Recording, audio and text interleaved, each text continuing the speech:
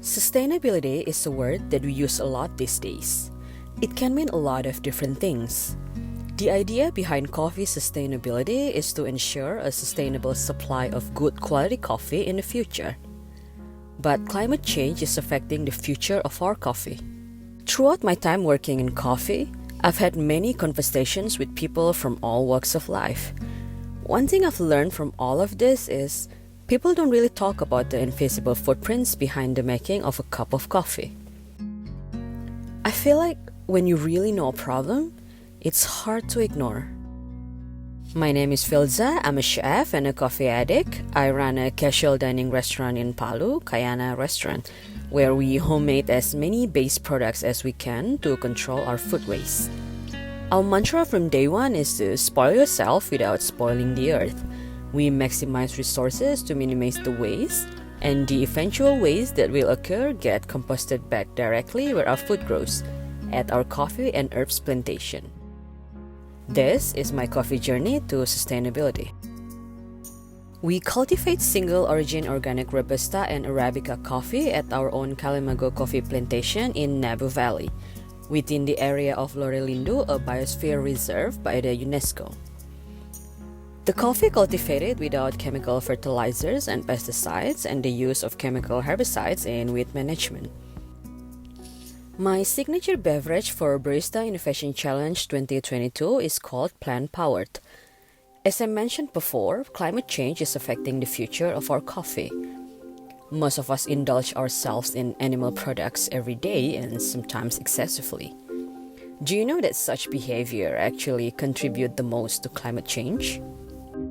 Plant-powered offers solution as a product by recreating the best-selling coffee product in Indonesia, ice milk coffee, in a form of all plant-based ingredients.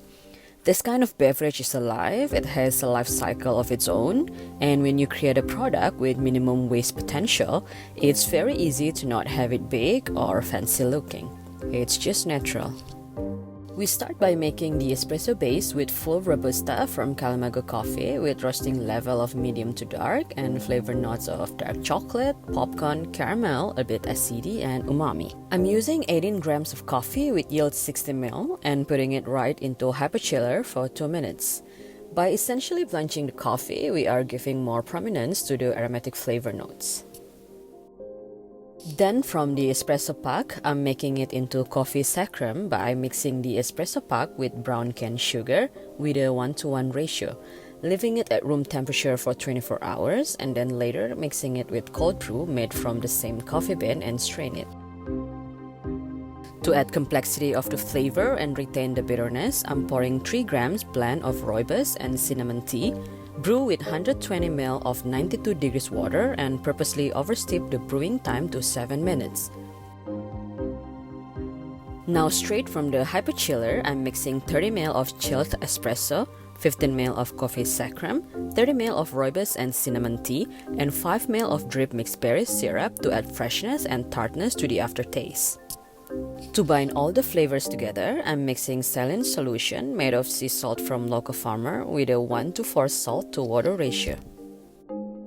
We then move on to making plant-based milk by grinding 75 grams cashew, 37.5 grams oats, 1.5 grams cinnamon powder, 30 ml Dripp honey syrup, and 225 ml water. We then strain it through nut milk bag, reserve the liquid in chiller for at least 24 hours. Now with the dregs, we mix it with flour and margarine, shape the mixture into a plant-modeled mold, and bake at 150 degrees until it becomes a nice crispy crackers. It is now time to assemble our drink. I'm mixing the liquid cashew milk concoction and coffee mixture together, pouring it inside electric frother and making it into a cold espuma. Pour over the pre-chilled cocktail glass with ice, add garnish of our baked dregs, edible flower, and thyme leaves. The smell of edible flower and thyme will remind you of a freshly cut grass, and when you mixed it inside your drink, it will complement the sweetness and articulation of Dripp mixed berry syrup. So here it is, time to spoil yourself without spoiling the earth. Let's live sustainably, one cup at a time.